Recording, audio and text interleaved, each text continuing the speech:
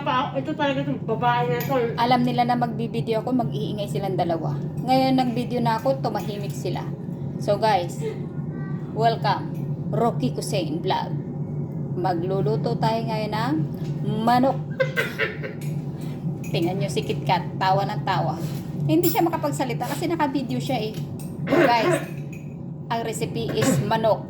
Hindi topic si KitKat. So panoorin nyo. Eto na, nasa na yun? Bakyo. Ayan na mga lalabs, andito tayo sa kusina. Welcome to Rocky Kusain Vlog.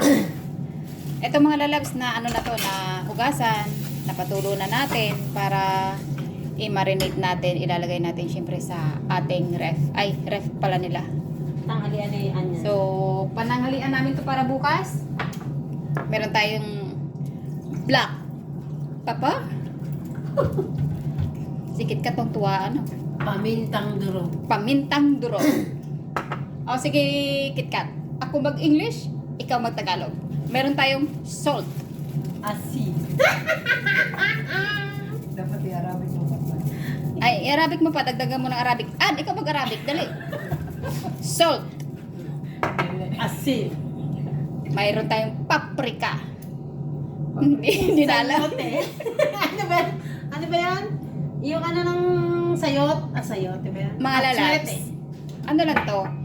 Optional lang yan. Kung ayaw mo niya lagyan, huwag na malagyan. Kung wala, hindi, malalagyan natin kaya wala. Maglalagay tayo ng vinegar. Kukunti lang mga lalabs ha. Suka. Ayan. Hindi to adobo mga lalabs. Nilagyan ko lang ng kunting, ang tawag dito, vinegar kasi pampatanggal din ng lasa.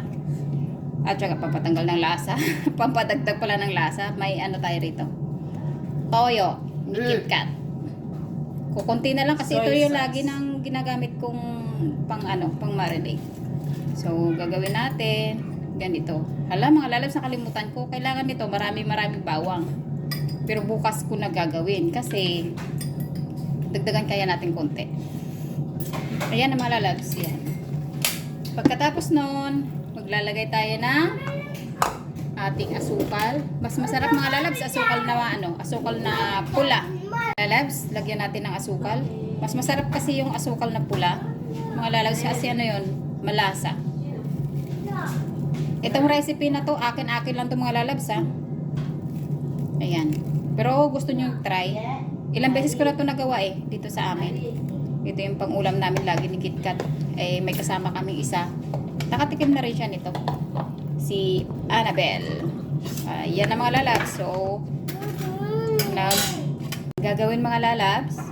Depende sa inyo kung gusto nyo ng manghang. Dagdagan nyo pa ng black pepper. Nagbugas naman ako ng aking mga kamay, mga lalabs syempre. Halu-haluin lang natin hanggang sa mamix na natin lahat. Yung iba mga lalabs, ano? Pero bukas ipapakita ko rin naman sa inyo eh. Paano to anuhin. Ang iba, nilalagyan nito ng bawang para maging marinate na siya. Sa gabi pa lang ito, iiwanan namin, i-marinate ko to hanggang bukas. Bukas ng tanghali, ito na yung magiging ulam naming tatlo. Ayan na mga lalabs, halo-halo, mix-mix hanggang sa tawag doon, hanggang sa matapos na nating mahukay-hukay ba tawag doon, mahalukay yung ating, yung iba naman pag walang suka, lemon o kalamansi, yun ay nilalagay. Ngayon mga lalabs, ganito nang gagawin ko. Bago ko siya ipasok sa ref, 1 oras muna sa labas. 1 oras sa labas, tatakpan ko lang to, or pagkatapos ng 20 minutes, halukayin ko uli. Tapos iwanan ko lang siya sa labas. Pagkatapos ng 1 oras, saka ko siya ilagay sa ref. So, ayan na mga lalabs ha. Walang ano yan, walang bawang. Kasi bukas, ipapakita ko sa inyo paano siya lulutuin with garlic or with bawang. Kailangan magtadtad ng bawang na marami. So, hanggang dito lang muna mga lalabs. Titingnan natin bukas ang ating na-marinate na. Sa pag naano nito mga lalabs, pag na-try nyo to, yung ganitong nagmamasa-masa kayo, mabango na. Wala pa yung bawang, ha? So, ayan. Ayan si KitKat. So, mga lalabs, bukas ulit, papakita ko sa inyo paano lulutuin. Ayan.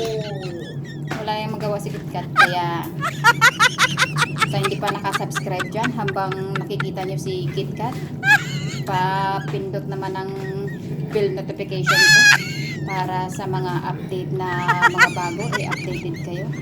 So, mga lalabs, see you tomorrow. Bye-bye! So, ayan na mga lalabs. Good morning. Good morning sa lahat. Welcome, welcome. Naalala nyo, sabi ko sa'yo, magkita-kita tayo sa umaga. Ito, na marinate na natin to. Nababad natin siya ng buong gabi sa ating ref. Ayan. So, ang sabi ko sa inyo, maglalagay tayo ng bawang. So, itabi muna natin. Mag-start tayo ng pagluluto. Nakahanda na yung ating kawali. Handa tayo ng ating wala na buksan. So, ayaw sumindi mga lalabs. Ayan. Patayin ulit. Ayaw siya sumindi mga lalabs. Ayan. Ayun. So, isa lang natin ang ating kawali. Malinis na yan. Ayun. Ang gagawin, lalagay tayo ng konting mantika. Olive oil to mga lalabs gamit namin. O kunti lang. Ayan. Kasi yung ating manok may ano yan. May sauce siya kahapon, diba? So, gagawin natin. Nakita nyo ito yung bawang. Nakita tayo ng bawang. Mas marami, mas masarap mga lalabs. Ayan.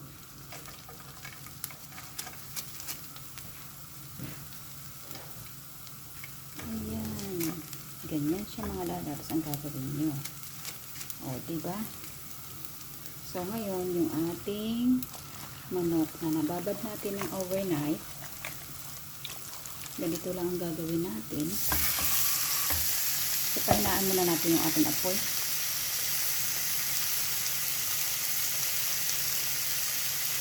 Ayan. So, ayan na mga lalabs. Lagay natin dito. Ayan. Ang bangit. Mabangit sa mga lalabs. Ito na yung aming pananghalian.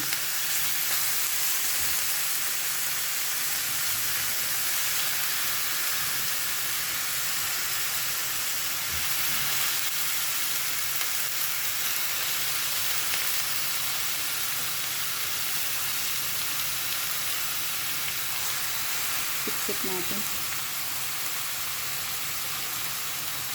Ayun. Ayan mga lalabs. So, ganyan lang gagawin natin. Tapos, ang gagawin natin, tatakpan muna natin yung sabaw natin mga lalabs. Ayan, ayan. Ayan. Ayan. Tapos natin yung ating sabaw. Tatakpan muna natin yan. Mahina lang mga lalabs yung apoy nyo, ha. Kailangan natin takpan. So, 10 minutes, bisitahin natin ulit. So, ayan na mga lalabs. Tingnan natin yung ating manok. So, nakatapos na yung 10 minuto natin. Ayan. Yung kanyang garlic. So, babalik ta rin lang natin. Kailangan mga lalabs, pag nagluto kayo ng ganito, ha, yung apoy nyo, kailangan nasa medium heat lang. Huwag nyong biglain kasi hindi siya maluluto o hindi siya lalambot. Tsaka yung ang kanyang lasa hindi manunuot doon sa iyong sauce. Kaya mahina para malambot yung malambot yung laman at tsaka lutong-luto talaga siya. Palalasahan nyo talaga pag mahina lang yung apoy kaysa biglang lakas ng apoy. Hindi siya maluluto.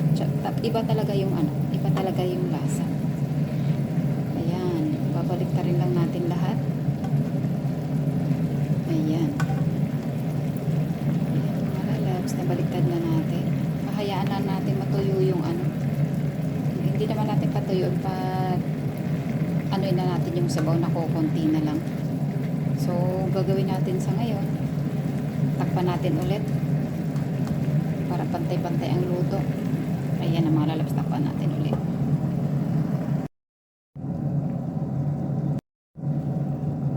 Ayan na mga lalabs, ayan natin. Ayan. So may sabaw pa siya. Hindi natin to dinagdagan mga lalabs ha. Talagang pinahinaan lang talaga natin yung kanyang apoy para manuot yung kanyang sauce sa laman ng ating manok. So ganyan. Meron ako ditong meron kaming natirang bell pepper. So mamaya-maya ilalagay natin. Ayan na mga lalabs. Ito'y talagang nanuot na yung kanyang sauce sa laman. Pero may sabaw pa siya ng kaunti. Ayan.